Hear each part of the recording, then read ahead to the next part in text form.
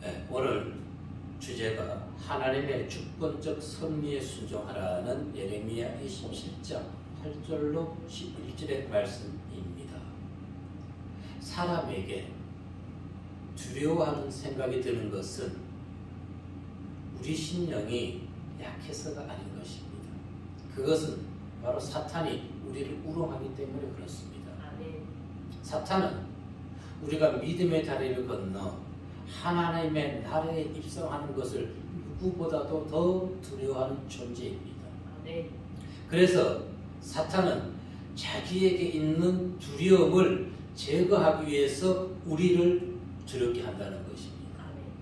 여러분, 강아지들이 막 짖어댑니다. 사람들은 강아지의 심리를 모르면은 저 강아지가 사납다고 할 것입니다. 그러나 강아지의 심리를 알게 된다면 강아지가 짖는 것은 오히려 무서워서 두려워서 짖게 되는 것입니다. 사단이 바로 이와 같은 존재라는 것입니다. 특히 우리 생각에 부정적인 것을 떠오르게 함으로 인해서 하나님과 멀어지게 하는 것이지요.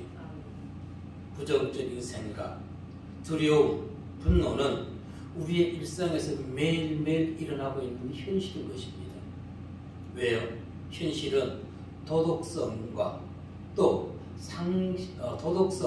일반적인 도덕성이 상실되어 있는 상태이기 때문에 그렇습니다. 보도는 편중되게 보도하고 정작 국민들이 들어야 될 소식들은 전하지 아니하는 이상한 나라에 우리는 지금 살고 있는 것입니다. 그런 날이 있다 할지라도 우리가 마음에 그러한 것을 보면서 일비해서는 안 되는 것입니다. 왜? 우리 안에 성령이 소멸되기 때문에. 자, 그러면은 왜 우리에게 두려움이 있는 것일까요? 사단과 하나님이 내기를 하였기 때문에 그렇습니다. 욥이 고난받을 때 사단과 하나님과의 어떤 관계가 있었습니까? 욥 1장 11절 말씀에 보면은 이제 주의 손을 펴서 그의 모든 소유물을 치소서 그리하시면 틀림없이 주를 향하여 욕하지 않겠나이까? 바로 사단이 감히 하나님께 내기를 한 것입니다. 그래서 하나님께서는 한번 해보라는 것입니다. 많은 사람들이 욥의 길을 가지 아니하고 사단이 시험을 줄 때, 하나님이 허락한 시험을 줄 때 그 시험의 길에서 떠나버리고 있는 믿음의 현실이 안타까울 뿐인 것입니다. 그 어떤 시련과 고통 앞에서도 오직 하나님을 의지하며 믿음의 길에서 떠나지 아니하는 성도님들이 되시기를 이 시간 주의 이름으로 축복합니다. 아멘. 첫 번째 우리에게 주신 말씀, 만물을 주관하시는 하나님이시라는 것입니다. 본문 8절의 말씀을 봅니다. 시작. 여호와의 말씀이니라. 바벨론의 왕 느부갓네살을 섬기지 아니하며 그 목으로 바벨론의 왕의 멍에를 내지 아니하는 백성과 나라는 내가 그들이 멸망하기까지 칼과 기근과 전염병으로 그 민족을 벌하리라. 아멘. 자, 8절 말씀에 보면은 이 말씀은 다른 하나님이 아닌 것입니다. 오직 유일하신 하나님, 만물을 주관하시고 역사를 주관하시는 하나님이 예레미야 선지자의 입술에 집어넣어 주셔서 그에게 말씀하고 선포하라고 주신 천상의 말씀인 것입니다. 즉, 이 말씀 의미는 하나님을 대항하려는 것은 바벨론을 대항하려는 것은 곧 하나님을 대항하려는 것과 동일하다는 것입니다. 그래서 바벨론의 압제에 대항하는 것, 그것은 곧 나를 대항하는 것이니까 그것을 대항하는 모든 자는 어떠한 방법으로든 그들을 멸한다고 경고해 주는 말씀인 것입니다. 어떻게까지? 언제까지? 그들이 멸망하기까지. 여기서 그들이 멸망하기까지 우리는 이스라엘 백성이라고 생각할 수가 있습니다. 그들이 원하는 에트인 것입니다. 이것은 오늘날 지금 어떻게 해석이 불과한 단어이지만은 그들이라는 에트라는 원어의 의미는 멸망을 더 강조시키는 단어인 것입니다. 즉 그들이 멸망할 것이 아니라 멸망을 이르게 한다는 것입니다. 그런데 이 멸망에 이르기까지 간주하는 이 단어가 오늘날 시간이 지남으로 인해서 희미하게 퇴색되어 간다는 것입니다. 멸망의 간주적 의미가. 오늘 우리가 성경을 읽고 말씀을 듣고 전도하면서도 이스라엘 백성들이 불순종으로 인해서 하나님께 징계를 받고 온갖 기근과 또 나라가 패망되었는데도 이러한 것들을 이스라엘 나라의 당시 상황으로만 치부하고 우리에게 적용시키지 아니한다는 것입니다. 아닙니다. 오늘 성경이 이루어지는 모든 것은 현실에서 이루어지는 것입니다. 오늘날 기독교가 얼마나 핍박받고 있습니까? 그냥 사람들은 핍박이 아니라고 생각한다는 것입니다. 오늘날 기독교가 얼마나 타락했습니까? 타락의 결과는 무엇입니까? 곧 패망인 것입니다. 이스라엘 역사가 그것을 증거해주고 있다는 것입니다. 그런데 성도들은 모른다는 것이에요. 성경에 일어났던 일들, 역사적인 일로만 추구해서는 안 되는 것입니다. 오늘 우리에게, 우리 삶에, 우리 나라에 적용시켜야 되는 것입니다. 그래서 성경을 읽을 때 항상 경각심을 가져야 되는 것입니다. 남유다가 멸망했던 것처럼 우리가 경각심을 잃어버리게 되면 이 나라도 멸망할 수밖에 없는 것입니다. 대한민국이 멸망한다는 것이 아닙니다. 무엇이 멸망할까요? 이 땅에 진리의 외침이 사라진다는 것입니다. 아멘. 진리의 외침이 사라지는 것은 곧 나라가 멸망하는 것입니다. 아멘. 자유가 상실되고 독재와 억압이 득실거리고 가진 자들이, 권력자들이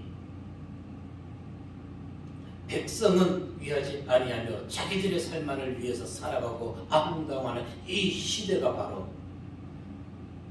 나라의 공의와 정직과 상식이 무너졌다는 것을 여실히 보여주고 있는 것입니다. 5절로 7절의 말씀을 보게 되면은 시작. 나는 내 큰 능력과 나의 큰 팔로 땅과 지상에 있는 사람과 짐승들을 만들고 내가 보기 옳은 사람에게 그것을 주었노라. 이제 내가 이 모든 땅을 내 종 바벨론의 왕 느부갓네살의 손에 주고 또 들짐승을 그에게 주어서 섬기게 하였나니 모든 나라가 그와 그의 아들과 손자를 땅의 기한이 이르기까지 섬기리라. 또한 많은 나라들과 큰 왕들이 그 자신을 섬기리라. 아멘. 보세요. 느부갓네살의 손에 주고 그 손자에게까지, 아들과 손자에게까지 주었다고 했습니다. 역사적으로 그대로 이루어졌던 것이지요.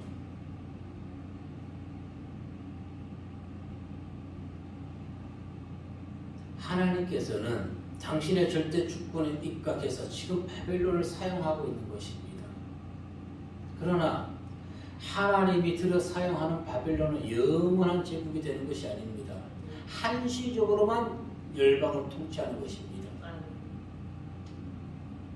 바벨론 왕 느부갓네살에 의해 열국은 정복당했고 그와 그의 아들 그리고 손자에 이르기까지 모든 나라가 당시에는 바벨론을 섬겼습니다. 느부갓네살이 통치했고 또 그 사이인 나도니두스가 그랬고 마지막 왕 벨사살, 바로 벨사살은 느부갓네살의 외손주가 되는 것입니다. 성경의 말씀 그대로 이루어지는 것입니다. 이처럼 하나님은 역사의 주관자께서는 당신의 뜻대로 나라를 운행하십니다. 왜? 이 나라는 우리의 것이 아닙니다. 아멘. 누구 것이에요? 하나님의 것이에요. 그럼 우리는 하나님의 형상으로 지음받았기 때문에 하나님이 원하고 바라는 대로 이 땅을 가꾸고 나가야 되는 것입니다. 아멘. 그런데 17만 명의 일로 선출된 자들이 이것이 꼭 자기네 것인 줄 알고 착각하고 있다는 것입니다. 어리석은 자들인 것이에요. 하나님을 무시해요. 자신들이 하나님이 되는 것이에요.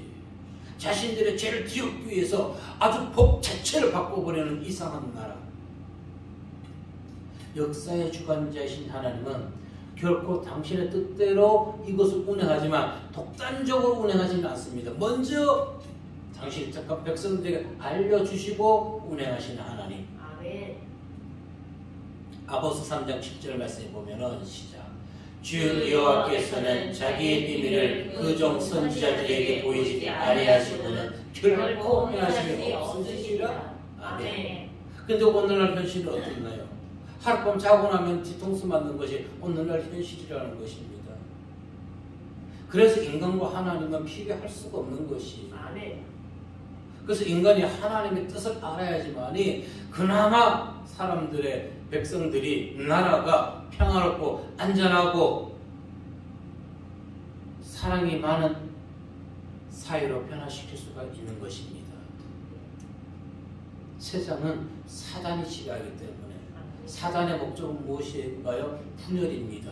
멸망입니다. 패망입니다. 하나님께서 노아 홍수 때 일방적으로 하셨나요? 아니요. 120년 동안. 그리고 소돔과 고모라도 미리 멸망을 예언하셨지요. 이스라엘이 애굽의 종살이 4대 400년 만에 나올 것이다 하고 그대로 이루어졌습니다. 엘리 가문의 비극도 미리 말씀해 주셨습니다. 그리고 다윗과 그 후손의 미래까지 모든 것은 하나님께서 먼저 말씀해 주시고 그대로 준행하셨습니다. 심판에 있었다면 회개의 기회를 주시는 것이고 축복의 길을 가는 자들에게는 죄짓지 말고 한 여호와의 말씀 떠나지 말고 더욱더 그 길을 가라고 권면해 주던 하나님. 그러면은 하나님께서는 교회에 대해서는 어떤 예언을 하셨을까요? 처음 사랑을 버린 에베소 교회에게 무엇이라 말씀할까요? 요한계시록 2장 5절의 말씀을 보면은 시작. 그러므로 어디서 떨어졌는지를 생각하고 회개하여 처음 회개를 가지라. 만일 그리하지 아니하고 회개치 아니하면 내가 내게 가서 내 촛대를 그 자리에서 옮기리라. 아멘. 촛대를 옮긴다는 것은 교회 자체를 옮긴다는 것입니다. 하나님이 그곳에 계시지 아니한다는 것입니다. 하나님이 그곳에 계시지 아니하는 것은 하나님의 영광이 사라지는 것이에요. 하나님이 그곳에 계시지 아니하게 된다면 그곳에 우상만 득실하게 되는 것입니다. 에베소 교회 지역이 어디입니까? 터키입니다. 터키가 지금 기독교가 살아있나요? 아니요. 무슬림인들이에요. 왜? 하나님이 함께하지 아니하니까 우상이 들어갈 수밖에 없는 것입니다. 물론 터키는 나라적으로 보면 우리나라 형제국입니다. 우리가 6.25 전쟁 때 그들이 지원군을 보내서 얼마나 우리나라를 자유를 위해서 피 흘려 싸워 주셨습니까? 감사한 나라입니다. 그러나 영적으로 보자고요. 영적으로. 그래도 많은 기독교인 교회 목사들이 그것을 섬긴 순례갑니다. 무슬림 나라가 교회 유산을 문화를 훼손시키지 않은 것에 감사하다고 합니다. 깨어 있어야 되는 것입니다. 그래서 성지 순례를 그렇게 많이 갔다 온 목사들이 이단에 지금 종교 통합을 화합을 얘기하고 있나요? 그런 데서 배운 것이 아닌가요? 성경은 분명히 얘기합니다. 우상과 짝하지 말라고 경고하고 있는 것입니다. 아멘. 종교 통합이 평안이 운운하면서 하나님의 말씀을 거역하는 것이 오늘날 현실인 것입니다. 사회의 잘못된 흐름에 대해서는 말 한마디 하지 못하는 어리석은 목사들, 큰 교단들. 과연 하나님 앞에 올라가서 무엇을 그들이 얘기할 수 있을까요? 무엇이라고? 교회에 수천 명, 수만 명이 모이는 성도, 화려한 건물, 그것을 자랑할 것인가요? 아니요. 자기 일을 해야 되는 것입니다. 어떠한 일? 하나님이 우리에게 주신 사명을 일을 하는 것이 빛을 비추는 것이고 세상을 변화시키는 것입니다. 그런데 오늘 자기 일들을 하지 않아요. 권력의 앞에 서서 그들의 신분꾼이 되어 있는 어리석은 자들. 과거 에베소 교회가 어떤 교회예요? 에베소가 어떤 나라였습니까? 그것은 아시아의 빛이라고 불리던 곳이었습니다. 아주 번화한 도시였습니다. 그러나 현재 터키, 셀주쿠, 항구 도시가 아닙니다. 인간적으로 방법을 동원해서 모래가 사막과 바다가 사막화 되는 것을 막으려고 많이 노력했지만 지금은 항구 도시에서 신으로 10km 들어와 있는 것입니다. 그러면 우리는 어떻게 이와 같은 것을 대처해야 되는 것일까요? 하나님의 계획하심을 정확히 알고 있는 우리는 있습니다. 우상과 짝하는 자, 하나님을 말씀을 경각심을 갖고 듣지 아니하는 자, 패망하게 된다는 것을 우리는 성경을 통해 알고 있다는 것입니다. 비록 세상이 정의와 상식을 무시한 채 돌아가고 있다 할지라도 우리는 이 나라를 위해서 평안을 위해서 기도해야 되는 것입니다. 아멘. 제가 여기서 무시한 채, 채자는 이가 있고 무시한 채는 이 두 가지 뜻이 있습니다. 이에 무시한 채는 아예 처음부터 상대방을 무시하는 것이고요. 이로서는 무시한 채는 무시한 것처럼 꾸미는 가짜 행동을 하고 있다는 것입니다. 그런데 오늘 이 나라가 무시한 채 두 가지 다 행하고 있다는 것입니다.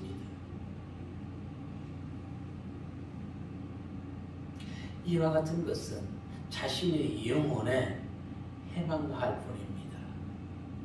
상대방을 무시한다는 것은 그 안에 하나님의 사랑이 없다는 것입니다.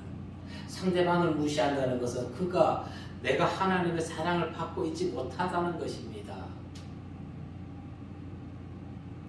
혼탁한 세대를 살아가는 우리는 마지막 날을 준비해야만 됩니다.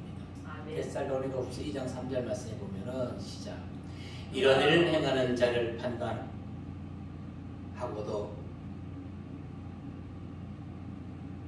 같은 일을 행하는 사람아, 내가 하나님의 심판을 피할 줄로 생각하느냐.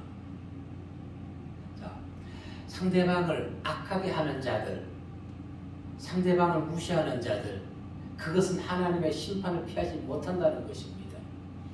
자, 몇 년 전 스펄전 목사가 사역하던 런던의 메트로폴리탄에 있는 태버너클 교회 좌석수만 6,000석이었습니다. 좌석수만. 그리고 주일날 2만 명 이상의 예배를 드렸습니다. 그런데 지금은 그곳에 늙은 성도님들 수백 명이 와서 예배만 드린다고 합니다. 사람들은 자랑합니다. 6,000석이니 8,000석이니 아니요. 그곳에 하나님이 없다면 그것은 패망할 수밖에 없는 것입니다. 코로나 독재로 교회는 위기에 분명히 서 있는 것입니다. 이것은 무엇을 의미합니까? 하나님의 경고입니다. 우리는 하나님께서 경고하실 때 돌이켜야 되는 것입니다. 항상 하나님의 말씀에 귀를 기울이고 하나님의 말씀을 통해서 내일을 내다보는 안목을 길러야 되는 것입니다. 그래야 할 때 우리는 심판날에도 흔들림 없이 든든히 하나님 편에서 하나님이 원하는, 하나님이 바라는 그 신앙의 길을 또 면류관을 우리는 얻을 수 있기 때문에 가능한 것입니다. 끝까지 말씀에 순종하면서 세상과 착하지 않는 진실한 성도님들 되시길 이 시간 주의 이름으로 축복합니다. 아멘. 두 번째 우리에게 들려주신 말씀은 광분하는 거짓 선지자들이라는 내용입니다. 9절로 10절의 말씀을 보면은 시작. 너희는 너희 선지자나 옥술가나 꿈꾸는 자나 술사나 요술자가 이르기를 너희가 바벨론의 왕을 섬기게 되지 아니하리라 하여도 너희는 듣지 말라. 그들은 너희에게 거짓을 예언하여 너희가 너희 땅에서 멀리 떠나게 하며 또 내가 너희를 몰아내게 하며 너희를 멸망하게 하느니라. 아멘. 자, 이 말씀을 요약하면 한 줄입니다. 멸망이 가까울수록 거짓 선지자들은 성도를 미혹하고자 광분한다는 것입니다. 여러분, 허경영 씨가 시골 어디에다가 무슨 궁전이라고 종교재단을 신청했어요.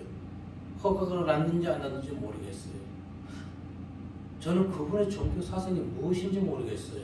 하나님을 믿는 것인지 어떤 종교인지 모르겠습니다.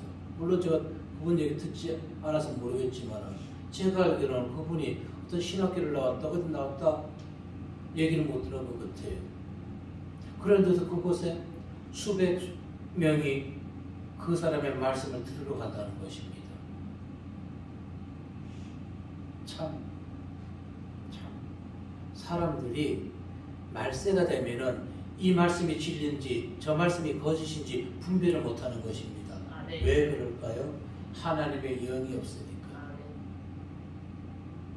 하나님의 영이 있으면은 허경영 씨가 얘기한 모든 것은 아무런 도움이 안 된다는 것을 알게 될 거란 말입니다. 우리 영혼 구원과 상관이 없다는 얘기입니다.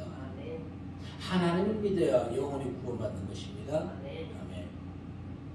자, 심판이 가까울수록 거짓 선지자들이 기승을 부리고 하나님의 백성들을 그릇된 길로 유혹한다고 했습니다. 마태복음 24장 23절 24절의 말씀에 보면은 시작. 그때의 사람이 너에게 말하되 보라 그리스도가 여기 있다 혹은 저기 있다 하여도 믿지 말라.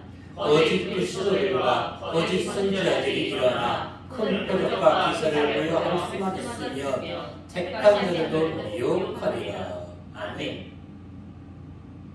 과거에 기독교가 엄청나게 부흥될 때 많은 사람들이 교회에서 사기를 쳤지요. 안수하면서 막 사람 불치병 걸린 사람이 낫고 병 걸린 사람이 치유된다고 전부 사기 행각을 벌였던 것 아닙니까? 자, 우리가 앞에서 8절의 말씀을 살펴보았듯이 바벨론에 의한 하나님의 징계는 기정사실이었던 것입니다. 그런데도 거짓 선지자들은 하나님의 선민들에게 이방인들에게 무엇이라 얘기합니까? 너희가 바벨론의 압제를 받지 아니할 것이다. 바벨론이 우리에게 멍에를 씌운 그 멍에가 다 부서질 것이라고 거짓 선지자 하나냐는 그렇게 말씀을 대적하면서 이스라엘 백성들에게 거짓 예언을 하였던 것입니다. 예레미야 28장 11절 말씀해 보시면은 시작. 모든 백성 앞에서 하나냐가 말하여 이르되 여호와께서 이와 같이 말씀하시니라.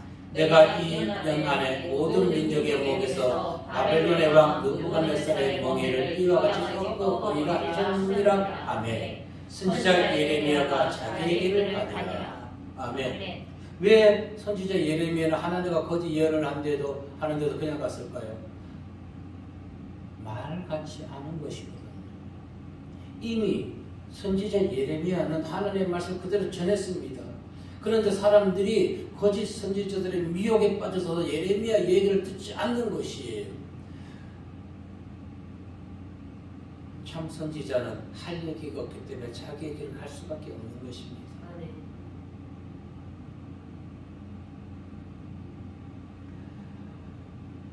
자, 예레미야 선지자가 아무 얘기도 하고 가지 아니하고 자기 얘기를 갔다는 것은 무엇을 의미할까요?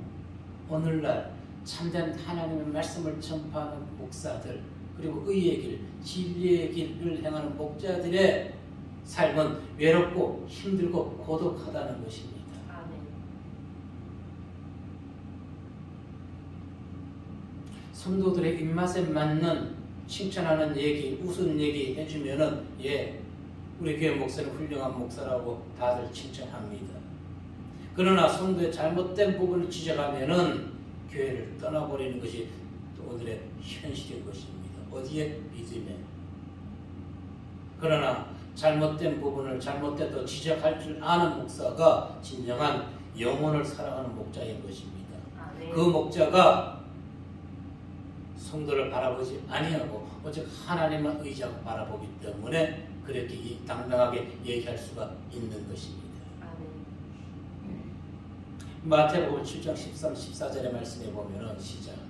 좁은 문으로 들어가라. 멸망으로 인도하는 문은 크고 그 길이 넓고 그리로 들어가는 자가 많고 생명으로 인도하는 문은 좁고 그 길이 협착하여 찾는 자가 적음이라. 아멘.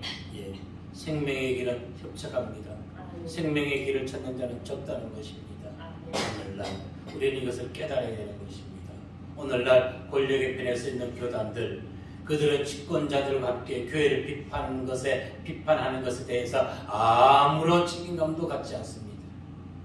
만약에 권력의 편에 서서 권력의 반대편에 있는 교회들이 무너진다면 이 권력을 가진 자들, 즉 여의도의 문법을 사용하는 자들은 자신들의 화살을 어디로 향하게 될까요? 자신들의 편에 섰던 자들에게 화살을 가하게 되는 것입니다. 그것이 무엇이라고요? 여의도 문법이라는 것입니다. 그 예를 검찰총장에게 행한 것을 보면은 여의도의 문법이 얼마나 천박하고, 거기까지만 얘기하겠습니다.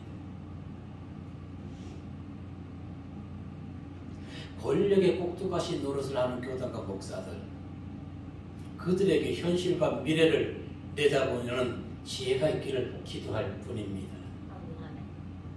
현실을 바라보면서 언제 우리도 저들에게 토사구팽당했구나, 그것을 깨닫는 그 지혜, 하나님께 돌아오는 것뿐입니다. 아멘.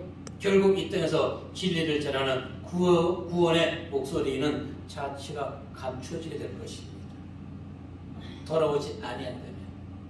이는 예레미야 28장 29절에서 증거해주고 있습니다.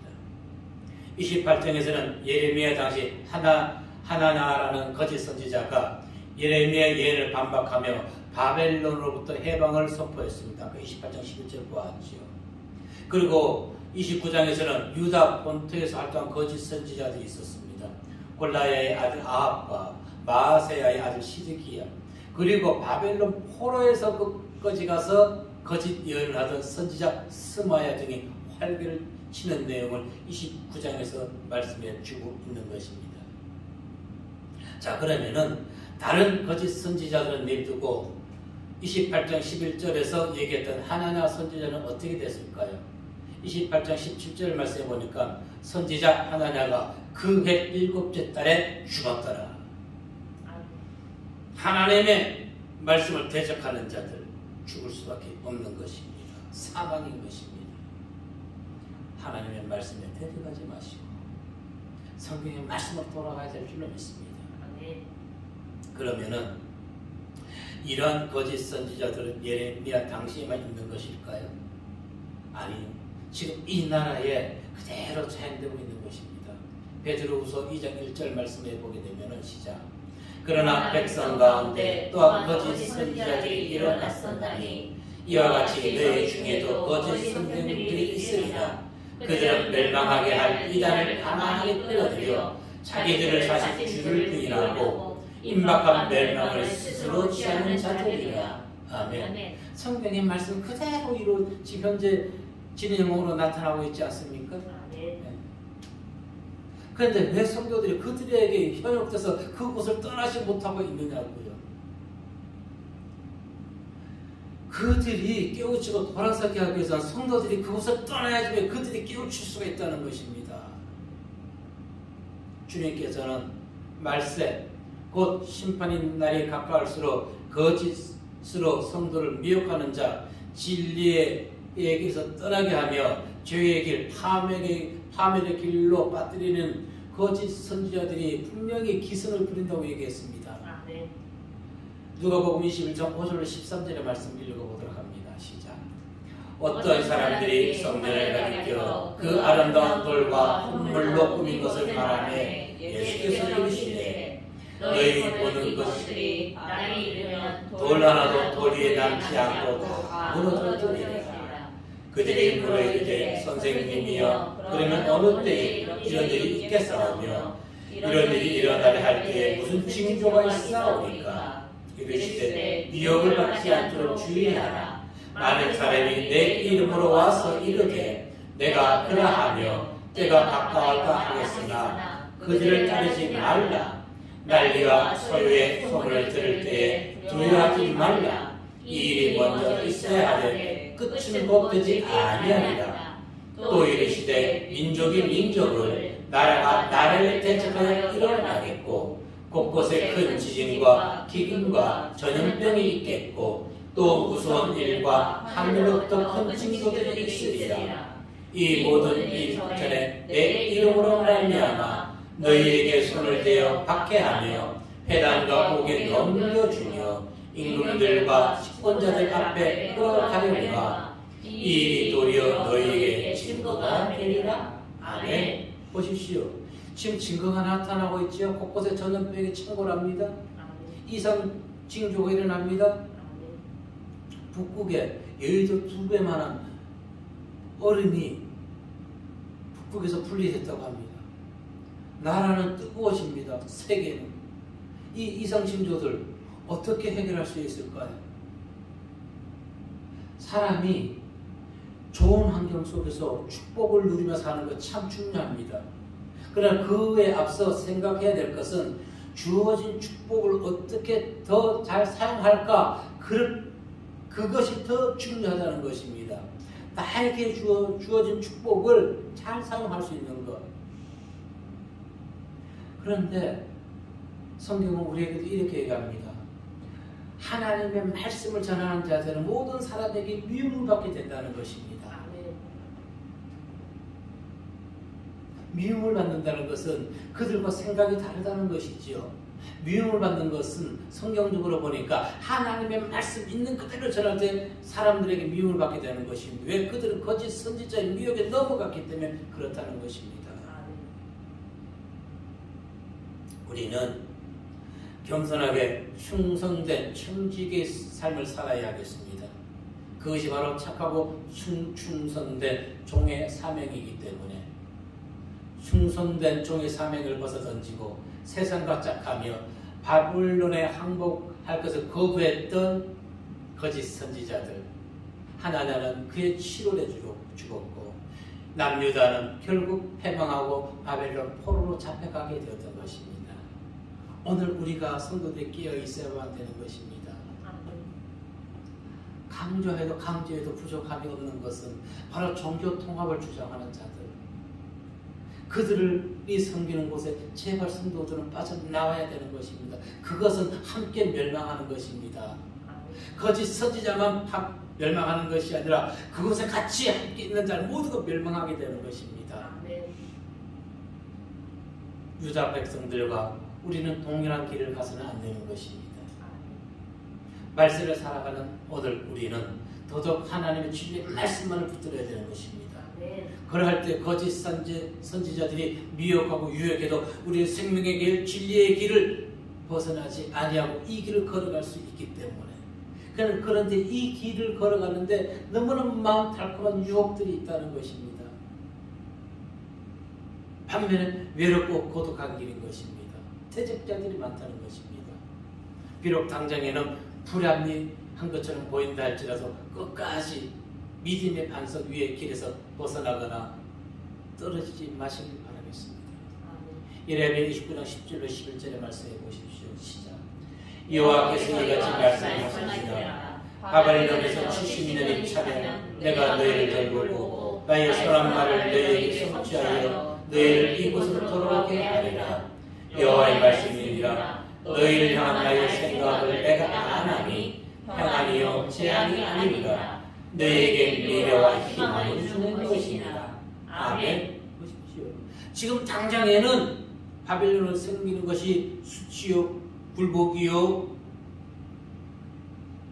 패망하는 것처럼 보인다 할지라도 오히려 그것은 수치와 굴복이 아니라 그들에게 미래와 희망을 준다는 것입니다. 기간이 정해졌었죠. 몇 년이었습니까? 70년 후면은 너희가 다시 본토로 돌아올 것이다.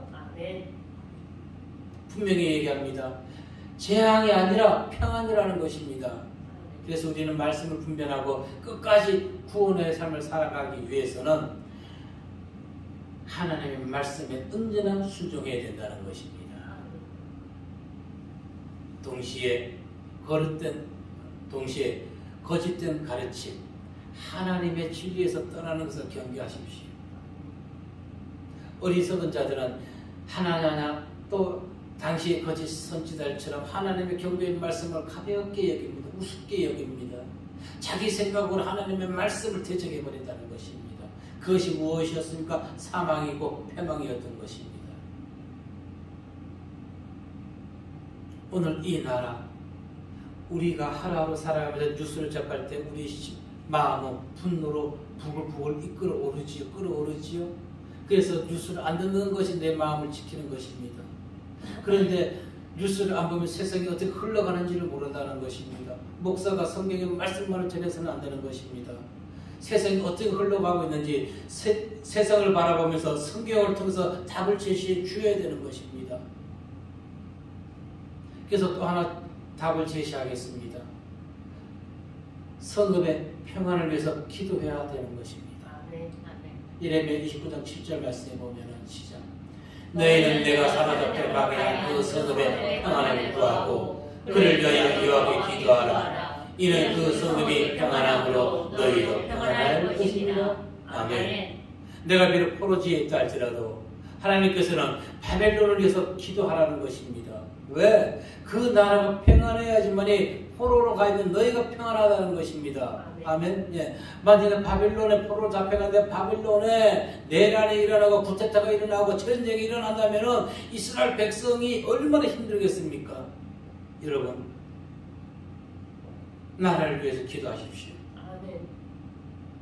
그것이 곧 나의 평안을 지키는 것입니다. 아멘. 거짓 선지자들의 유혹에 넘어가지 아니하기 위해서는 성경 읽는 것을 게을리해서도 안 됩니다. 왜? 성경에 모든 답이 있기 때문에. 오늘 우리가 사는 사회는 조선시대 삼정이 부패했었습니다. 삼정이 무엇입니까? 전정, 군정, 환정이었습니다. 오늘 조선시대 삼정이 부패했던 것처럼 오늘 이 나라 위정자 관리들이 부패해 있다는 것입니다. 그러니 우리는 어떻게 기도의 무릎을 안 꿇을 수가 있겠습니까? 정말로 백성을 위하고 나라를 위하는 위정자들이 관리들이 이 땅을 치리하게 해달라고 우리는 기도를 해야 되는 것입니다. 그것이 곧 무엇입니까?